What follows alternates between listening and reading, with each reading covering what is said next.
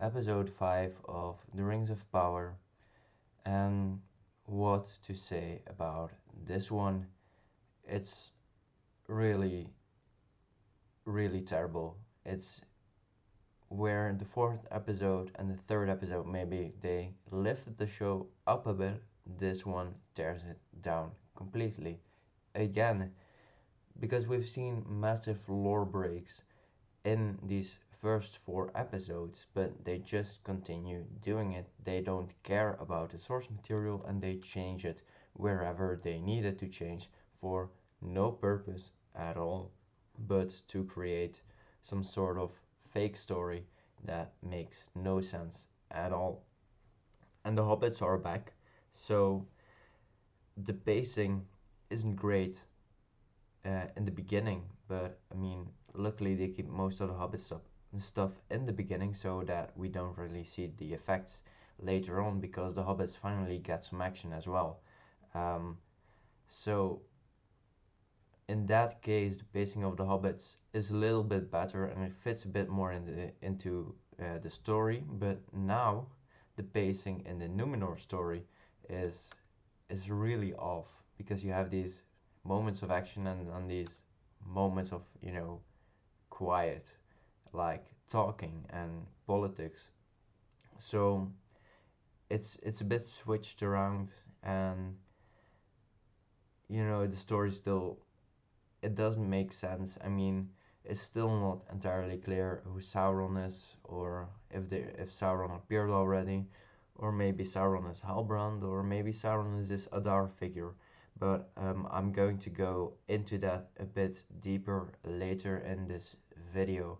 So again, this episode consists of four storylines, whereas the third or the fourth episode consisted of three storylines. So this time we have the hobbits once more.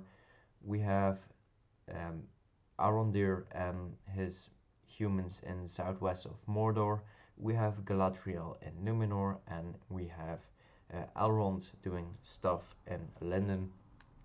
So what the hobbits are basically doing, or at least what Nori is doing most of the time in this episode, is like teaching the stranger words and saying that he's not evil and that he's not a danger, but he perceives himself as a danger because he killed some fireflies once. Um, so yeah, it's it goes on. I mean, she keeps on saying words, and he repeats words and talks to himself a bit. So um, it's kind of useless. But yeah, at least now we get finally an indication where they are exactly. So prior to this shot of the map, they have a small, road from east of the Anduin, near the Limelight, so south of Mirkwood, and they continue along the east bank of the River Anduin, south um, to the Emin Muil, and then the Grey Marshes, which are of course later the Dead Marshes. So we get this area to the northwest of Mordor that they are going, and it's also the route that the Fellowship will take in the first movie, um, and in the first book, of course, across the Anduin. So it's it's very similar this route. And then of course Frodo and Sam they go to the Emyn Muil and then the Dead Marshes. So the hobbits kind of represent the hobbits from the um, books and from the movies. Instead of making an original story for them, I mean they would be useless anyway because they don't really do anything in the Second Age. Maybe they were around, we don't know it because they're only first mentioned in the year 1000 of the Third Age. So yeah, they weren't doing anything. So the stranger figure, uh, if he's a wizard, he would at least have noted that the hobbits were doing this and this around the time of his arrival. But we see none of that. What we do see is a stranger looking at some stars. We've seen in the second episode that he wants to find some stars or something. So I mean, he's constantly looking in the sky, and it's a nice shot of the moon. But yeah, again, it doesn't really do anything for the story. Um, we also get this figure, whoever that is. I think they got names, but I forgot them already. Um, I mean, I don't know what they are doing. They're standing at this crater where the stranger landed, and um, she just looks angry at the sky. So I don't know. It's maybe to assert or to show a new adversary, who will follow the hobbits. But uh, yeah, it's it's just really there. You have like this feeling of a Celtic druid, but something that you would expect in the show Britannia, like where there's a lot of magic and random stuff going on, and it's not really um, the show regarding the Roman conquest of England. But I mean, you would expect this costume in that show because it's totally bonkers, and it doesn't make sense. It's weird. I mean, it's supposed to be some kind of ritual thing, obviously. Um, but what she is doing, I mean, we don't know. She just looks angry. Um, so we'll probably see more of her and the other two side characters in the background in the later episodes. But I mean, for the moment, they don't really make sense. So they probably will follow the hobbits. Um, but yeah, that remains to be seen. The hobbits continue, and they continue to through a forest. And I mean, this is one of the most terrible moments in this episode. It's that moment in the Return of the King where Gimli says, when they're at the edge of Fangorn Forest, Fangorn, what madness drove them in there? And now Poppy says, what madness made them go this way? I mean, seriously, you can't make it more obvious than that. Uh, and that's basically what I wanted to say about the scene, because I mean, it's a bit of a scene where uh, yeah, the story is also, there's nothing to say except that Sadok is saying that the forest is bare, or Malva says it, or one of the others says it. I don't really know anymore, um, because it's also it's dumb. It's it's really generic, and I mean, you don't get to like these characters. I mean, there's nothing that they done to make them, likable, or seeing some form of applicability. So there's nothing. So I don't really feel any attachments to these characters, and um, of course that also ruins the experience of watching the show. But yeah, they get a little bit of action because we see some wolf imprints that aren't really wolf imprints if you know real world wolves. But of course, this is Middle Earth, so I mean, the wolves could have mutated, so okay, fair enough. Um, and we see these wolves who look like, part boar, part bear, and part wolf. And the stranger, he actually saves Nori, Poppy, and Malva, who are hiding in a tree that is very low, where they will get eaten anyway. So he does some magic, his arm gets hurt, and then he freezes his arm, healing his arm in a pond of water. And Nori shows how stupid she actually is by touching this freezing arm. And then she is shocked that her hand is freezing or fusing together with the stranger, his arm, that is basically freezing. I mean, seriously, how dumb can you be? So she gets blown away because the stranger get angry, and then I mean she runs away scared. So that's basically it for the hobbits. Again, they didn't do much. We saw some wolves that ran away fairly quickly when fake Gandalf showed his magic tricks, and yeah, that's about it for the hobbits. So then we go to Arondir's storyline, where we have Adar basically torturing an orc in the sunlight. Um, we don't know who this figure is. He's an elf, obviously.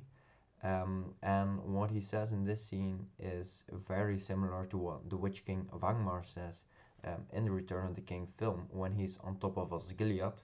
And we have Gothmog who is standing next to him, and the Witch King of Angmar says, "Bring forth all legions," and Adar says, "Summon all the legions." So is he the Witch King? No, it can't be because he's an elf. So Witch King is a human, so it can't be Adar. But is Adar Sauron? Well, there's a lot of people who say no, but we see also this glove he has on, like this very spiky glove that is similar to the one worn by the Witch King of Angmar, but also by Sauron.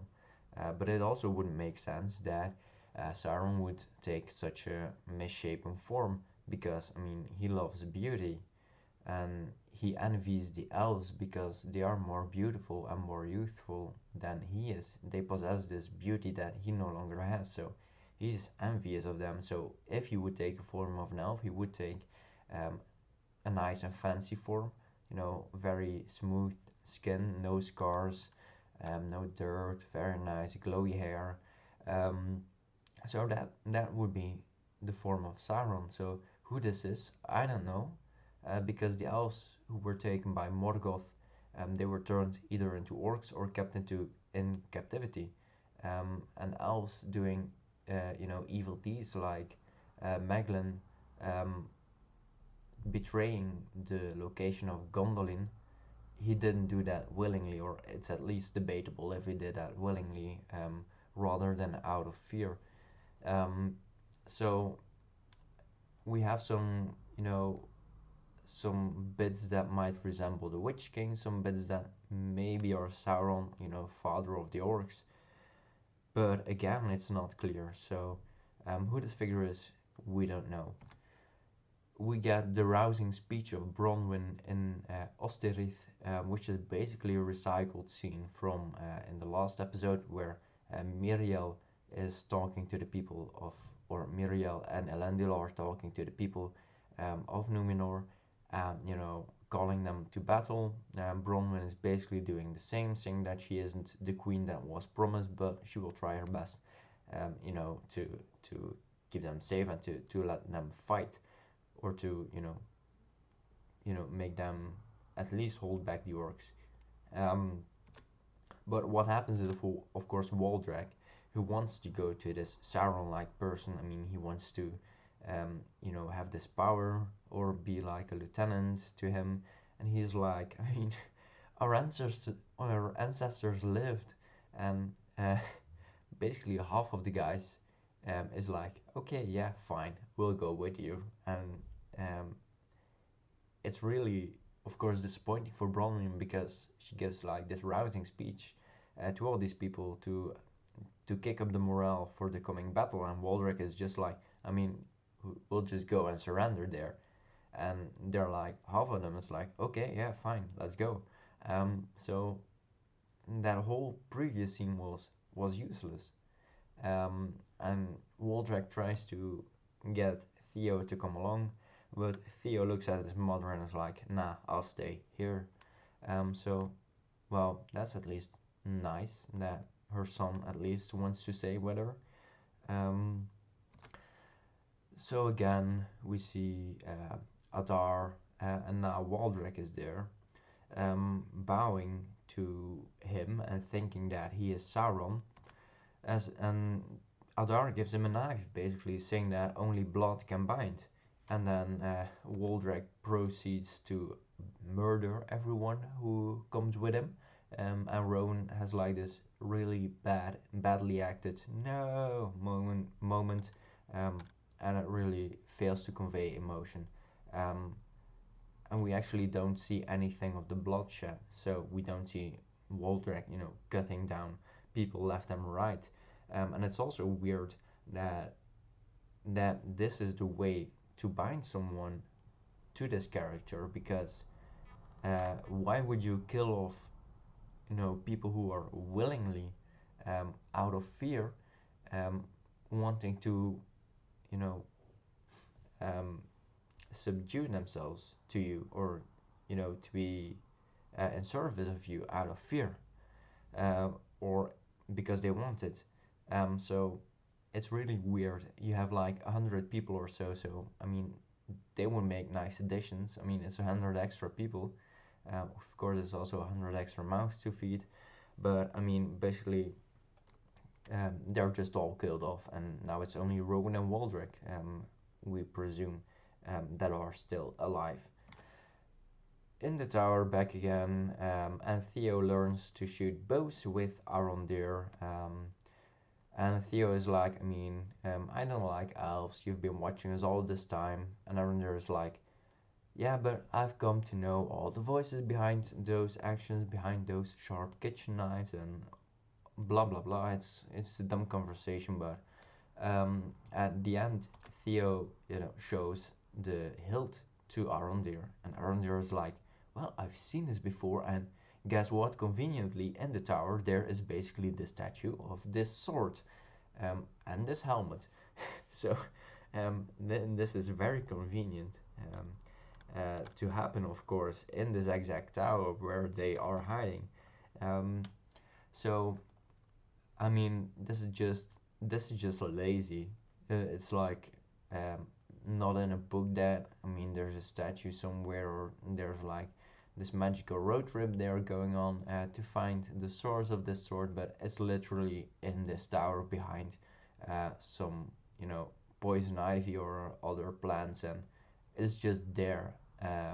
So who built this tower? I mean, we don't know. It's very unclear, all of it. So we also don't know why the elves didn't destroy this. Can it be destroyed? Also, we don't know. It's not explained. Um, and then we get Adar, summoning his legions. We see all the orcs, and below the tower we see the tower on top of the cliff. And basically that's it for Arondir. There's some stuff with Bronwyn, who is of course disappointed that half of the people have left, and then just you know she loses all hope, and then yeah, she sucks. Um, and in Numenor, of course, yeah, as it was promised by the Queen that there would be soldiers sent to Middle Earth, and there are ships being prepared, horses being hoisted onto the ships. And I mean, this is a nice looking scene, to be fair. Seeing the harbor, seeing the ships. It's a very small harbor for the capital.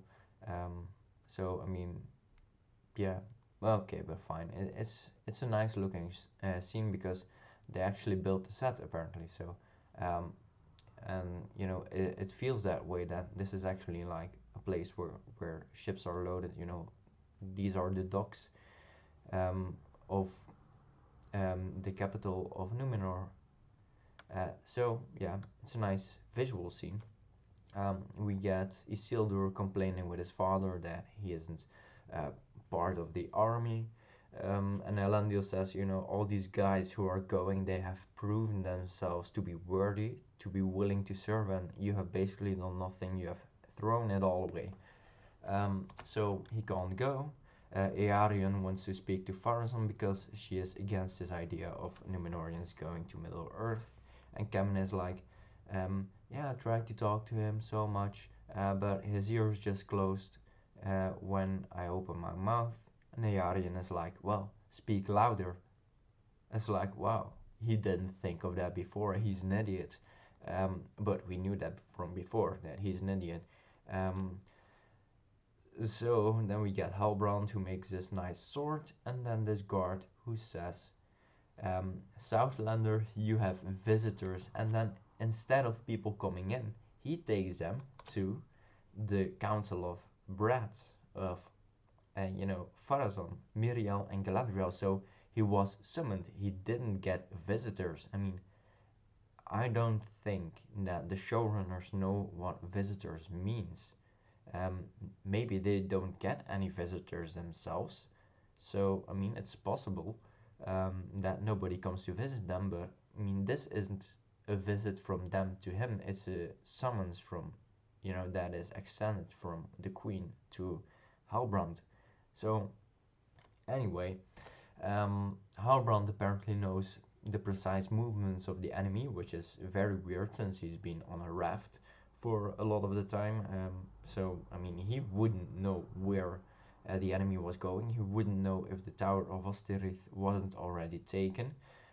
So he doesn't know any of that.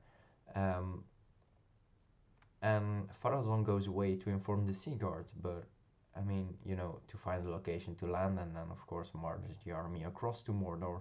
Um, but it's very questionable how he knows this. So, of course, it might be a hint that Halbrand is actually Sauron, because, I mean, he's also looking at the forge, he's forging, he's creating things. He wants to create things, so that is a characteristic of Sauron, of course, that he's a great craftsman and he wants, to create beauty in his own eyes, of course. Um, and he is counseling now the Queen of Numenor, which was something that Sauron did, but only after he was captured in Middle Earth. So, um, yeah, it's not really clear whether Halbrand is Sauron. It might be, but you know, he might have taken the form of a human to, infiltrate Numenor more easily. So, of course, could be a possibility, but then again, it's not really clear. And Galadriel also doesn't perceive this, which is also weird and also lore breaking. So we get this scene where Galadriel is complaining that Halbrand used her to get a guild token because he told Pharazôn that she was going to the tower where the king was kept. And Halbrand is like, no, you've been constantly using me, you've been pushing me to become this king figure that I don't want to be, which is of course right. She's been pushing him and being arrogant all the time, knowing everything better, and he's just being following along. So she basically pushed him in the direction that she wanted him to go, and now she's complaining that he profited off her, by getting a guild token. So yeah, it's um, it's a dumb scene again because Galadriel is again, a know-it-all. She knows it better. Halbrand doesn't know anything. He didn't sacrifice anything. He's like this kind of loser that doesn't really do anything. That isn't a great ungrateful for something, for getting something that he never wanted. A responsibility that he never wanted. Um, so it's really stupid. And if he is Sauron, Galadriel would be, able to sense that something is wrong, like she did in the actual Second Age, where she warned Celebrimbor of Anatar that something was going on with him, that not all was right, and that he shouldn't be trusted.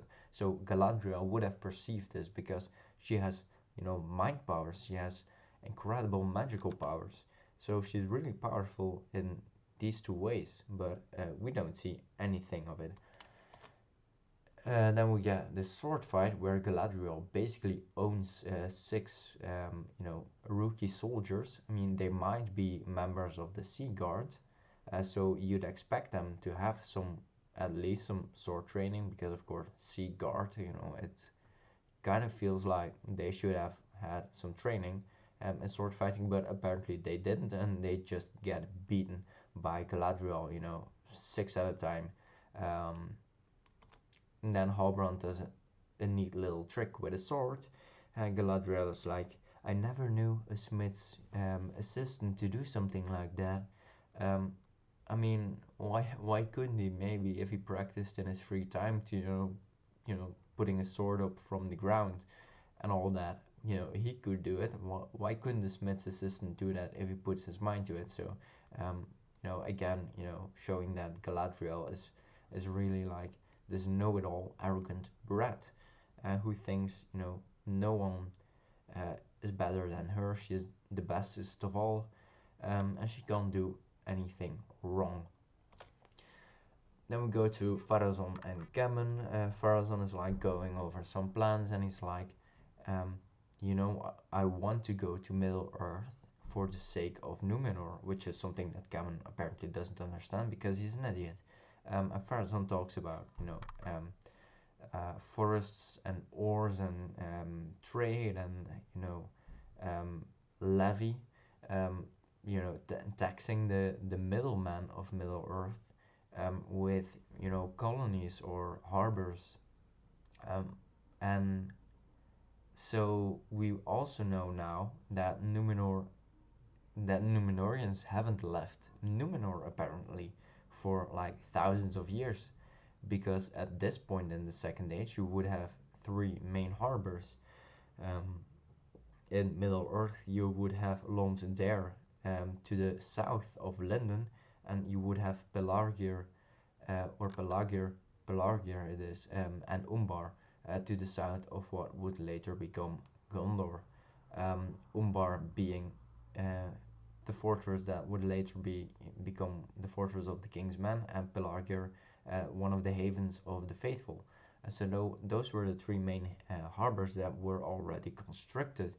Um, and you know what is funny is that the harbor of Umbar, or the fortress of Umbar, the influence that spread from there into Harad was so powerful that Sauron himself had an idea like, well, I'm not going to mess with these guys. I'm out of here. So he basically left Harad to the mercy of Umbar and the Numenorians. So they would have been able to, trade, to deforest entire forests, to get ores, to enslave people. All of that, what they actually did at the end of the Second Age, they're going to rush in now in a few months, um, for some reason, or a few years. They're going to build entire cities and enslave entire populations. So I mean, well done. That's very efficient, but it doesn't make any sense. Then we get a party scene again where the Numenorians get drunk again. Isildur is like, I mean, I want to talk to my friends, and we get this scene where he gets hit by one of his friends because he offers it. He offers two hits as an apology, basically, for getting them out of the Sea Guard, and also because he wants to get into the army going to Middle Earth. So he's basically bribing them again. I mean, this guy, this Isildur, he's not a good friend, not at all. So I mean, you wouldn't like one of these people as your friend. So Cameron, he still doesn't understand why his father wants to go to Middle Earth. He doesn't understand monetary gain. He doesn't understand expansionary politics. Um, so he basically wants to burn down the whole fleet. So he's like opening a lot of casks of oil. I don't know why they took so many casks of oil. Of course, oil would help to keep the wood a bit supple, but of course you wouldn't bring entire casks so close to your horses. I mean, um, why don't you have a transport ship? Five military ships with your stables and your men, and then a few transport ships for your casks of oil and your spare armor and spare food and all of that. So apparently no. Um, Gammon then discovers Isildur as a stowaway. So Isildur again is trying to get on the way to Middle Earth, and then prove something to himself and to his father. They wrestle a bit and the ship explodes. Um, but there's nothing to see in the ripples of the water that the ship explodes. So it's a special effect. Obviously, I mean, Cameron and Isildur are really close to this explosion, so they would be dead, or at least severely injured with this kind of explosion. Um, and also, you don't see the ripples in the water. I mean, you see some ripples, but not the kind of waves that you would expect with such an explosion. So this is just a special effect, but they didn't think of the consequences of the special effect in terms of visuals and in terms of injuries to these two characters. Um, so then we get this council again, and Miriel says we're going to reconvene. Galadriel is saying that they still should sail to Middle Earth, and that they have the blessing of Tar Palantir. But they don't, because Tar Palantir basically said that Miriel is going to die in Middle Earth. And Pharazôn is like, we should wait. So Miriel says that they should reconvene in the morning and decide whether to go then. Then we get another scene between Halbrand and angry Galadriel, where Galadriel is like, why aren't you grateful? Um, and she gets angry again, and then she gets sad because she feels that Elrond and Gil-galad, have basically exiled her to Valinor, which is an incredibly arrogant thought, and it's so disrespectful. To have the honor to return to Valinor at the end of the First Age for the Noldor. I mean, a lot of them left because, of course, they felt grateful to the Valar, because even after everything they did in the First Age, three kinslayings, um, they were still allowed to go, um, and a lot of them went. So having this honor of going to Valinor, even though it doesn't make sense in the show, um, it's not something that is given lightly. So she should have been grateful, but she wasn't. So she feels like they were uh, throwing her out for some reason that she doesn't know about. So this is also incredibly ignorant of the lore um, again. So yeah, Galadriel again is thinking that she knows better than everyone, and that she is the only one who can solve this crisis, and she is the only one who can see this evil. So yeah, again, nonsensical stuff. Hooray!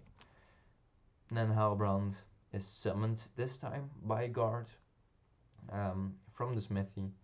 He isn't smithing, he's like having this contemplating moment with his little baggie with the emblem of this lost kingdom or whatever it is. So he gets summoned, and they have this military parade where all the soldiers walk really slow. They have like this weird marching pattern that is really slow. Um, we have Miriel with her printed armor. Um, and don't these helmets look like the Rohirrim helmets with the horse tails? And of course, the Numenorians were experienced horse riders. Um, they were the greatest of men, obviously, but you know, even wearing this kind of armor on a ship, it looks very very leathery. The helmets are made of metal probably, but I mean, you wouldn't wear these on a ship. I mean, on a long journey to Middle Earth, it would have been stowed away somewhere. You could wear your leather armor when you're arriving to Middle Earth. So it's not really useful to wear this on a ship. Maybe just for a military parade, and then once they're out of sight of the harbor, they just take it all off and then wear their sailor clothes. But yeah, in this case, it doesn't really make sense to wear this heavy armor. Also, the previous scene was really resembling the scene where Faramir and his company leave Minas Tirith to try and retake the fortress or Osgiliath. Um, Although a bit more happy. Um, so yeah, these helmets look really stylistically like helmets that the Rohirrim would wear. Um, and in this scene, his friends basically laugh at Isildur because he gets to sweep the stables. Very funny stuff. So yeah, no, I mean, it's it's so contrived, all of it. They try to put humor in it, but it falls flat because of the acting, because of the moment that these jokes are put in. Sometimes at very serious moments, and then it just doesn't work. Um, so this show really suffers from bad writing, and also bad acting at some points. Then we get Galadriel, who is like apparently the general of this force now. So she wears nice and shiny armor, which is very heavy. It's, seemingly steel-plated armor. It looks nice though, but why would you wear this on a ship? I mean, if you fall off, you die. Maybe she takes it off later as well. Just having sailor's clothes. Maybe she's going to parade around it in the ships all the time. We don't know. It's probably she takes it off. Of course, it would be helpful because if you fall overboard in a storm or jump ship again, yeah, she would drown, definitely. Um, which at this point would make for a better story. But yeah. Anyhow, this is a nice shot as well. You know, these three remaining ships, they look very Asian. I mean, the sails look very Asian. So also not really very inspired um, by or very original, but they just took a picture of Chinese or Japanese uh, ships from medieval period or early medieval period, and they pasted them onto the Minoran ships.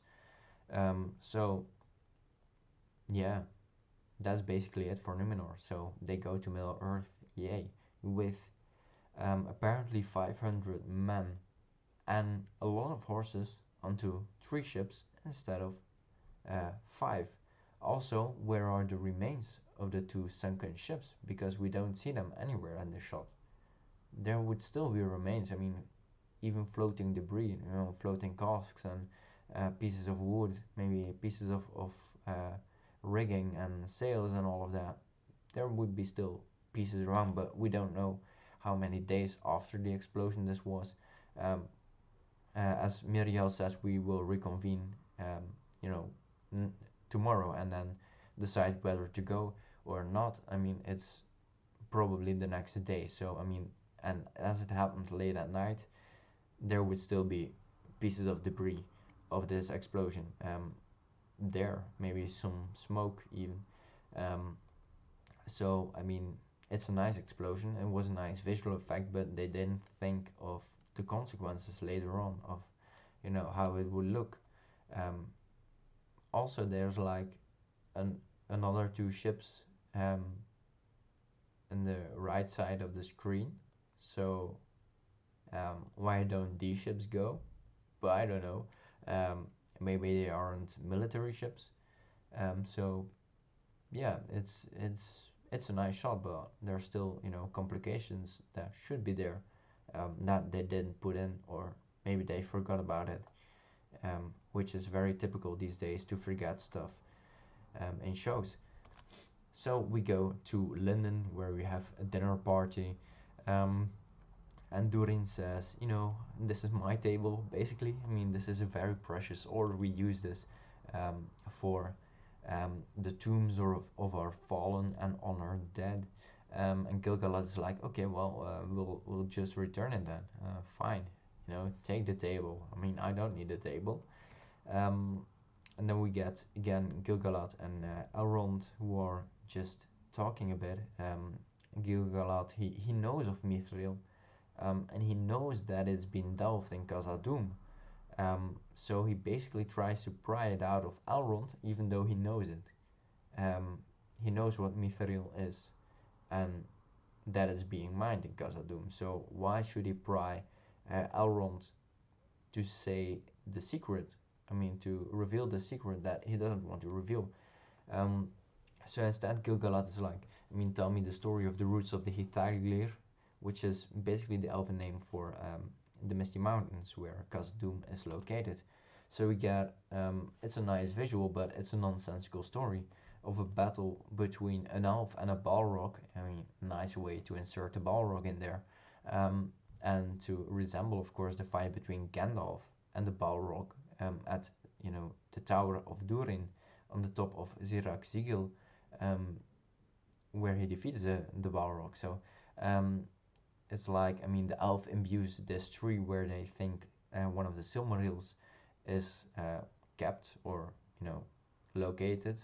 He imbues it with light, The Balrog imbues it with evil, and basically lightning strikes. Um, the remains of the Silmaril, they drip into the mountain, and into the ore that is Mithril, um, which is a stupid story, because the Silmarils were all lost at this point. So there's nothing with a tree and with a Balrog and with Nova and lightning and all that. There's nothing like that. I mean, there's one Silmaril that Earendil wears as a star.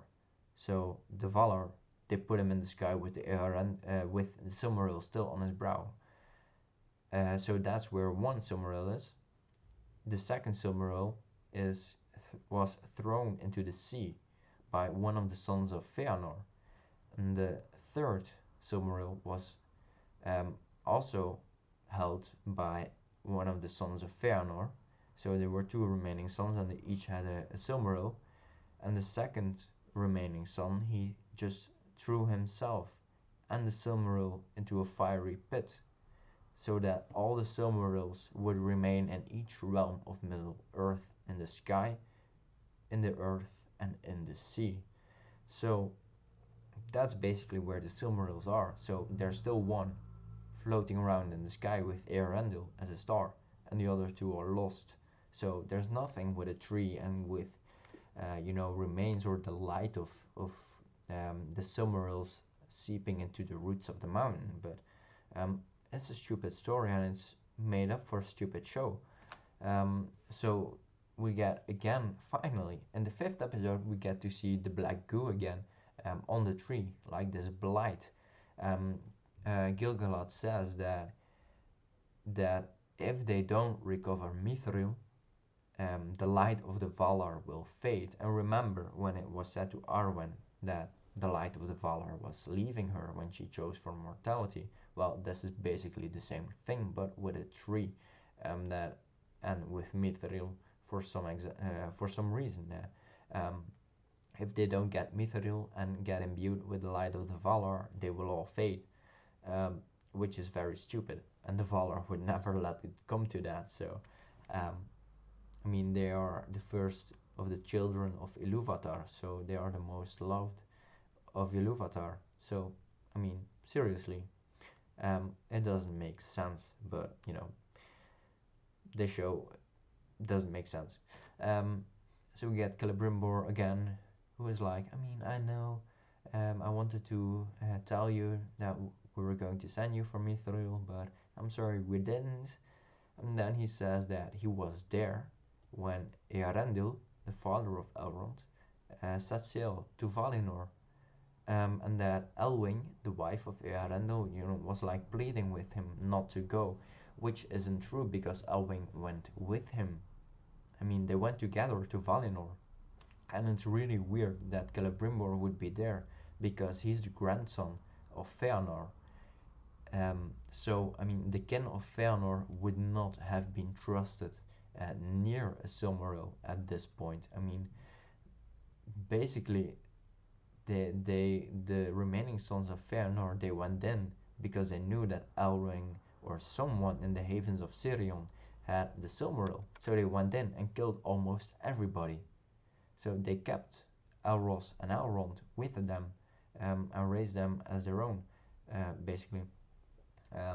But Celebrimbor wouldn't have been trusted near the Silmaril. So I mean, Earendil had built a ship together with Círdan, because he wanted to go west already before the sack of the havens of Sirion, because he wanted to search for Tuor and Idril, the parents of Elwing.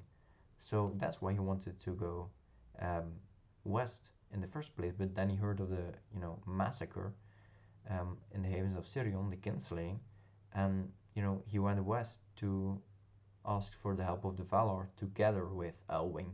So I mean, this shows again that these people don't know the lore, or they don't care, to get like these emotional moments that don't feel emotional at all, um, because they don't make sense within the lore, and they break all of these rules that were established. They break all of the history that was established, but they don't care. Now get the table that is transported to Khazad-dûm. I mean, sir, are they just going to walk? Don't they have horses? I mean, Durin maybe can get one of these goats from uh, the Battle of the Five Armies. Maybe there's one of them around. Maybe one of the screaming goats from Thor: Love and Thunder. Maybe one of those. Who knows? I mean, whatever. I mean, they put in whatever they want in the show. So I mean, they don't care. I mean, if they put a screaming goat there with Durin, um, they would probably say that it would fit in the lore of Middle Earth. So basically, Elrond knows that his whole story of using the stone as tombstones or monuments to fallen heroes, that it was a lie, that it was made up. And Durin just says, yeah, but Disa wanted a new table for years. So where you thought that you might get a bit more background on the culture of the elves or the dwarves that wasn't really explored in Tolkien's Legendarium, you just now get a bunch of jokes and lies about this stuff. So I mean, it would have been nice if it was actually used for tombs and for monuments, and that it had a significant um, value, emotional value for the dwarves. That would have been really nice. But yeah, again, this is like one of these moments that's completely ruined later on, because they don't care and they think all of this is like, these are like funny little jokes that they put in, but they ruin serious moments, and they ruin moments where you establish part of the culture and rituals of one of the races, and it's damning. It's really damning. It's bad, and it just shows that these showrunners don't know what they are doing and what they are dealing with. They don't understand it. And then, of course, I mean, you might have seen the memes already by now, but I mean, this scene, I mean, seriously, what what was going on here? Who made this go through post production or even thought this was a good scene? So Auron is like, he wants to tell Durin that he had to spill the secret of Mithril to Celebrimbor. Um, Durin is like, I mean, stop, yeah, running around in circles, just tell me what it is. But what he says, I mean, give me the meat and give it to me raw. Seriously, who thought that this was a good idea to put in this show? I mean, of course they might have thought, yeah, we'll have a funny little joke, a bit of a sexually tinted joke, but I mean, seriously, how stupid is this? I mean, this is just bad writing, and you could have just had this conversation without this line. Um, and Elrond basically has to say to Durin that he has built a secret and that the fate of the elves rests in Durin's hands. So only in Durin's hands, apparently, of course, because he controls, or actually his father controls, and the source of Mithril. Um, they pretend like Mithril is only found in Khazad-dûm, but it isn't. I mean, it's found in Numenor. It's found in Aman because the ship that was built by the Valar for Earendil when he, you know, sailed again to Middle Earth to fight in the War of Wrath. Um, his ship was built out of mithril and elven glass. So where did they get this mithril from? From Aman. The mithril in Khazad-dûm was already known in the Years of the Trees, because Khazad-dûm was this massive dwarven realm already, and it even grew greater after the sinking of Beleriand, when the dwarves of Nogrod and Belagost also came to live in Khazad-dûm. So they grew in the Second Age uh, in power, in wealth. So they would have had already known that there was Mithril. The elves would have known this already, maybe already from the Years of the Trees. Also in Numenor there was Mithril. We see in Gondor that the guards of the citadel, they wear helmets of Mithril, because they are heirlooms of a long lost past of Numenor. So I mean, they pretend that it's like this unique metal and it's only found in Khazad-dûm, of course, to raise the stakes for the elves. But the whole story around it doesn't make sense in this, in this way that um, the elves are losing the light of the Valar, but when they, you know, will be injected or something with Mithril, they will heal and the light of the Valar will return. So it's very weird. This is not Tolkien. I mean, he would have turned in his grave if, if it was shown to his dead body, probably. I mean, he wouldn't have allowed this when he was alive, but he wouldn't have allowed Peter Jackson's trilogy. He wouldn't have allowed Peter Jackson's Hobbit trilogy. He wouldn't have allowed the animated versions of The Hobbit and of The Lord of the Rings. He wouldn't have, because I mean, he would have approved of audiobooks, of course, because they're still, the complete story. But of course, in adaptations, you have to leave things out. You need to focus on more um, what Christopher Tolkien described as, these, battle scenes. You need to you need to focus more on the action in the story if you want to captivate your audience in these fantasy movies, because you only have that much time. So you can't just go filming 3 hours of movie, where they are walking around, then you have the beauty of Middle Earth shown, and then in the last 5 minutes have a battle and then finish it. You can't do that in a movie. But you know he wouldn't have approved of this because it breaks the lore and it breaks the characters in a more devastating way than what happened in Peter Jackson's trilogy.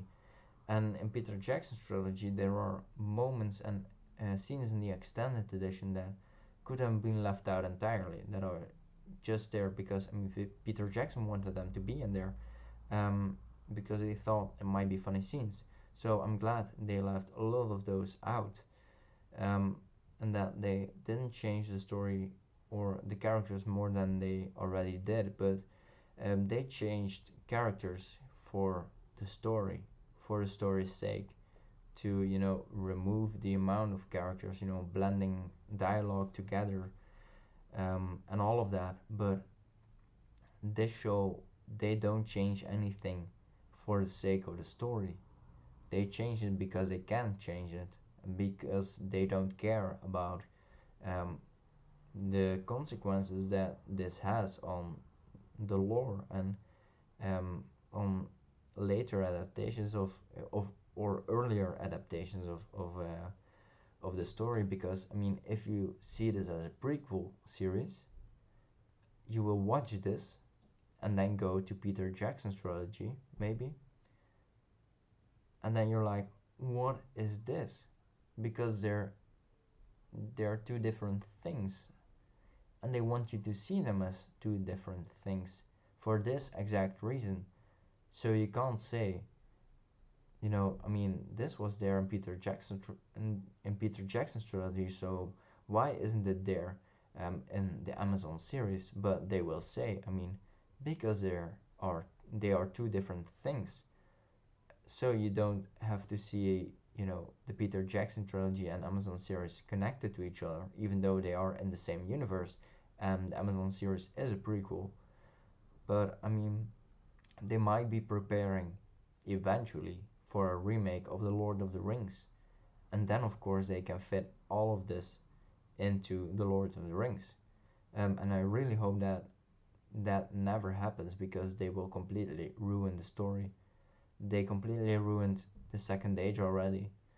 We still don't know when we are. Um, Often we don't know the exact locations of where we are. Um, for example, in this episode, we get, the first time that we see a clear indication or map, actually, a complete map of where the hobbits are. We've seen in the second or third episode, we've seen the route that Elrond and Celebrimbor take from Osten Edil to the west gate of Moria.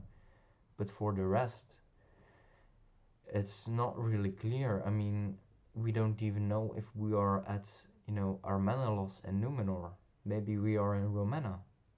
We don't know because Armenelos is on the foot of Menaltarma, and in the show, the mountain of Menaltarma is really far away still. So it could be Romena. It could be Armenelos. It could be that they just don't care about any of this.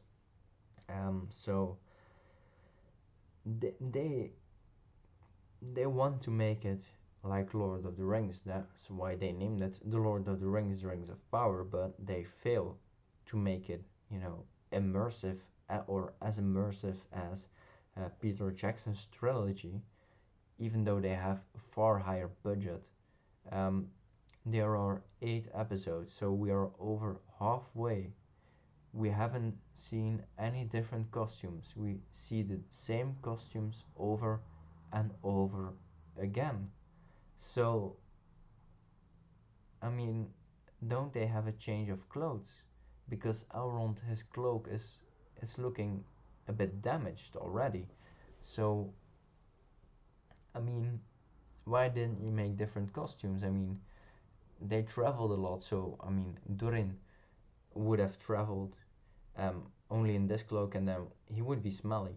So I mean, of course, they could wash these clothes, but I mean, why not have a spare set of clothes to wear for such an important event? I mean, he wears a nice cloak and all that, but um, why not a different set of clothes? it's it doesn't really make sense. And also, why do they travel alone? I mean, now we get the elves who are returning with them with the table. Um, so they have some extra people, but they traveled with two, presumably, from Khazad-dûm, and they are going back with 8 or 10 people to Khazad-dûm. So, I mean, it doesn't make sense. Like before, Celebrimbor and Elrond just walk, together to Khazad-dûm instead of with a diplomatic delegation, um, with maybe some architectural plans for furnaces and all that to exchange with the dwarves. None of that. I mean, just two elves walking casually to the gates of Khazad-dûm, and in this case, an elf and a dwarf casually walking through Middle Earth, where they know there are still orcs roaming about.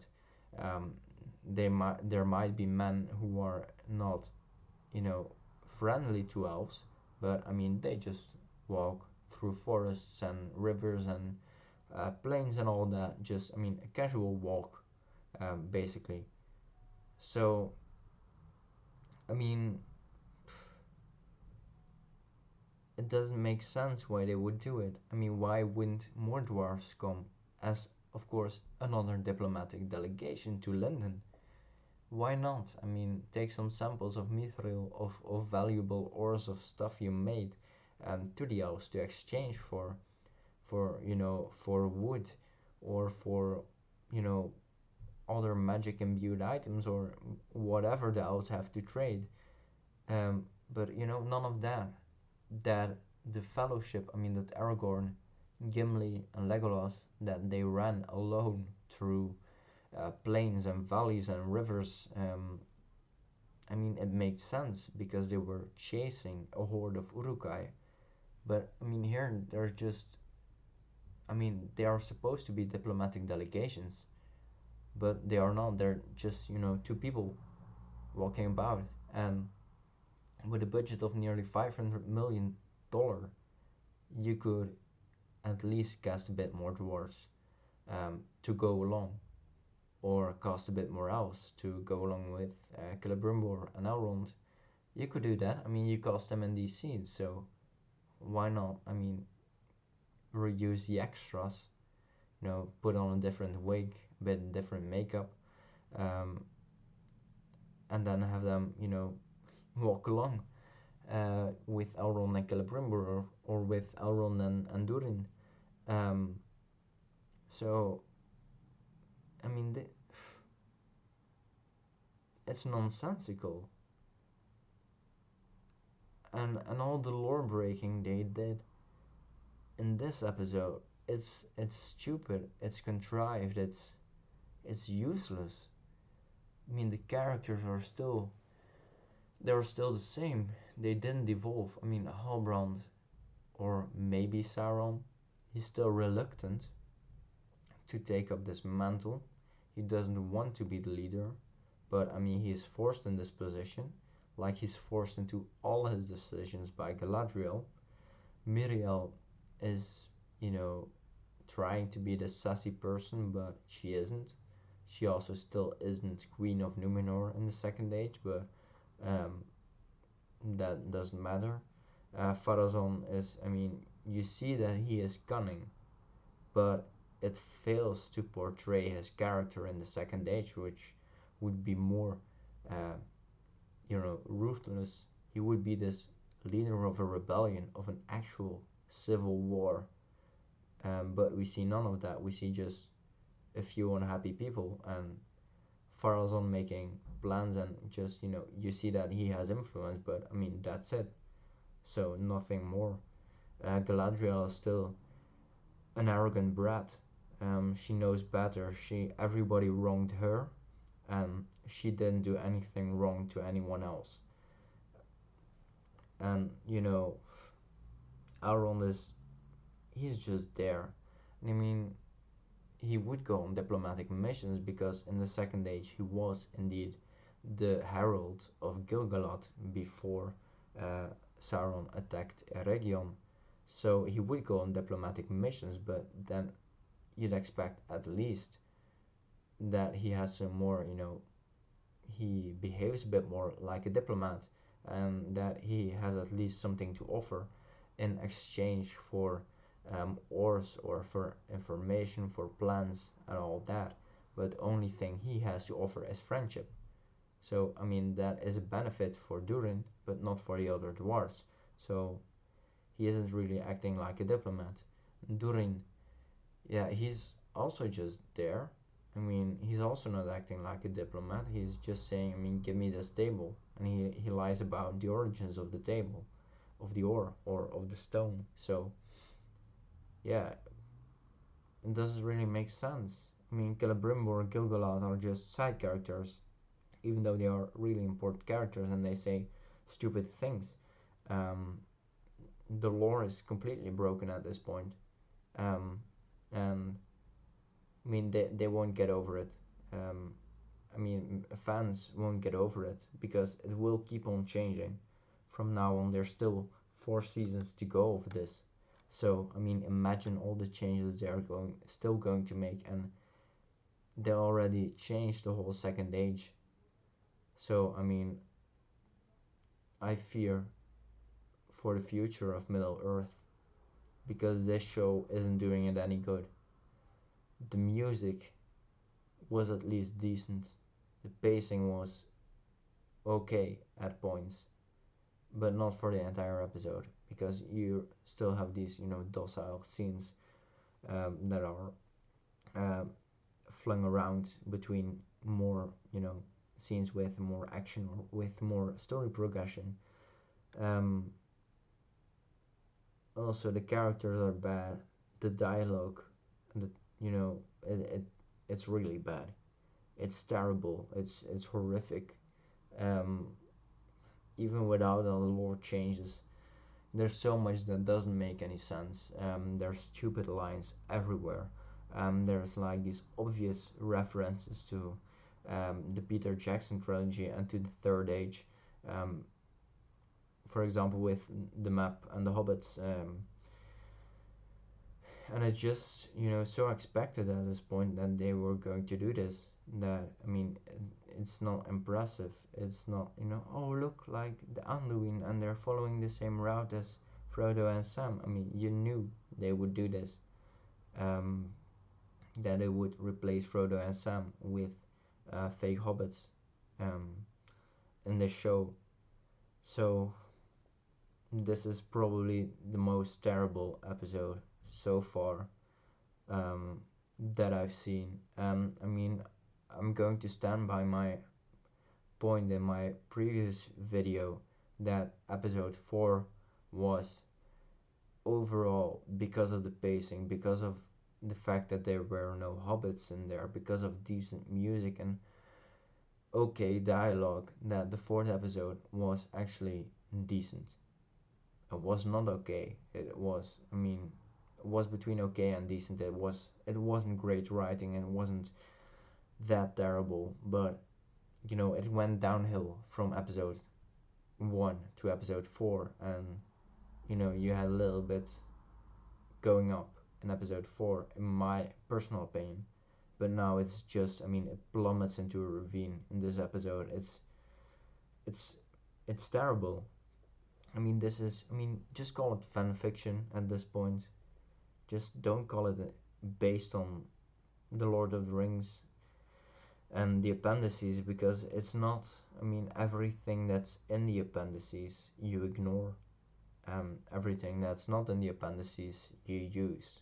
So no, this show, it's going downhill and is going to go faster and faster downhill from here on out. So thanks Amazon for ruining Middle Earth. Um, I will keep watching it and pointing out all the changes they made. Um, and you might think that it's bad to do that. I mean, if you don't like the show, don't watch it. And of course, that is a valid opinion. But if everybody who has issues with the series based on the lore, based on the dialogue, based on the character, if all of these people don't watch it anymore and don't say anything about it, you only will get these positive reviews. And then, of course, you will have a fake image. You will think that the show is the best thing that ever happened on TV, but it isn't by far. Um, so it's needed that people say these things, um, even though, yeah, they are negative in a lot of ways because the show is bad. And they have some good moments, but even terrible shows can have good moments. So that's not an excuse to say that the show is good. Um, but anyway, those are my thoughts for this episode. Let me know what you guys think of this episode in the comments below. If you like the video, um, consider liking it, consider subscribing. Um, I do this for fun, so well, not for fun in this case, but um, it's because I want to do it and I want to, give this knowledge to people who want to see it. Um, so if you like that, consider subscribing. I will put out more videos about Rings of Power in the future. I'm seeing if I can do other shows that interest me or fantasy shows that interest me. Like Wheel of Time, I'm going to cover season 2, maybe season 1 as well. But so that's it for today. So see you guys in the next one.